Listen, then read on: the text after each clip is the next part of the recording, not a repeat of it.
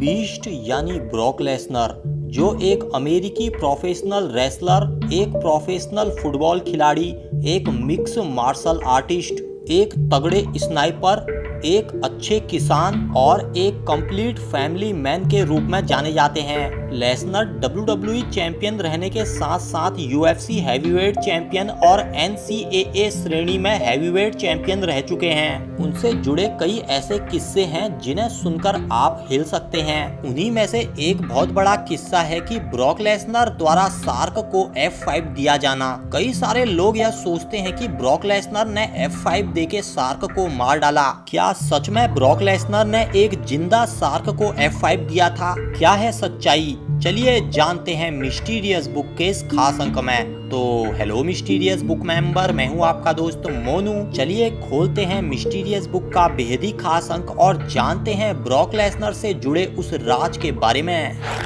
तो दरअसल Brock Lesnar के जो यह शार्क वाले फोटो हैं यह उस समय के हैं जब WWE वालों ने समर स्लैम के लिए एक कॉमर्शियल एड बनाया था। यह साल 2003 की बात है, जहां ब्रॉक लेसनर आते हैं और समुद्र में जाकर एक शार्क को F5 मार डालते हैं। इस एड को अगर आप YouTube में सर्च करेंगे तो आपको पूरा एड देखने को मिल जाएगा। चलिए अब बताते हैं आपको इस शार्क की सच्चाई। दरअसल यह एक असली का शार्क नहीं बल्कि एक रबड़ जैसे मटेरियल का बना शार्क था, जो दिखाई देने में हूबहू असली शार्क लगता था। इस फोटो से आप भली भांति समझ जाएंगे क्योंकि आपको पीछे कैमरामैन भी दिखाई दे रहे हैं। WWE वालों ने समर स्लैम 2003 के लिए एड बनाने के लिए इस शार्क को मंगवाया था। उस समय इस एड और फोटोज को देखकर अच्छों की हवा निकल गई थी।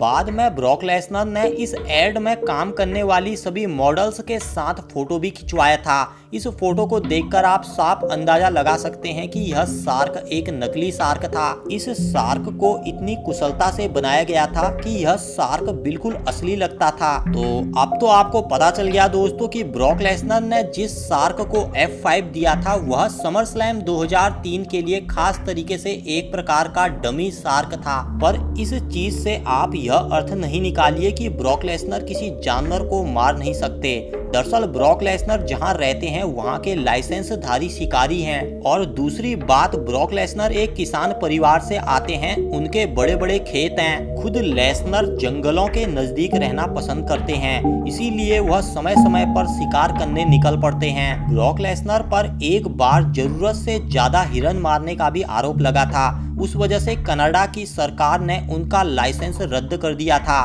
पर बाद में ब्रॉक लेसनर ने माफी मांगी और उनका लाइसेंस उन्हें दोबारा मिल गया। इस गलती के लिए उन्हें भारी रकम का जुर्माना भी भरना पड़ा था। पर ब्रॉक लेसनर के लिए अपनी स्नाइपर बंदूक से हिरन मारना आम बात है। वैसे आप लोगों के हिसाब से क्या ब्रॉक लेसनर किसी जिंदा शार्क को F5 मार सकते हैं या नहीं? अपनी राय कमेंट करके हमें बताना बिल्कुल भी मत भूलिएगा। काफी मेहनत करने के बाद हमने यह अंक तैयार किया है, अतः वीडियो को लाइक, शेयर और चैनल को सब्सक्राइब करना बिल्कुल भी मत भूलिए। हमारे साथ जुड़ना चाहते हैं तो आप हमें इंस्टाग्राम पे भी फॉलो कर सकते हैं। जल्द मिलते हैं, तब तक रखिए अपना ख्याल। मैं मोनू लेता हूँ आप सभी से विदा। नमस्कार।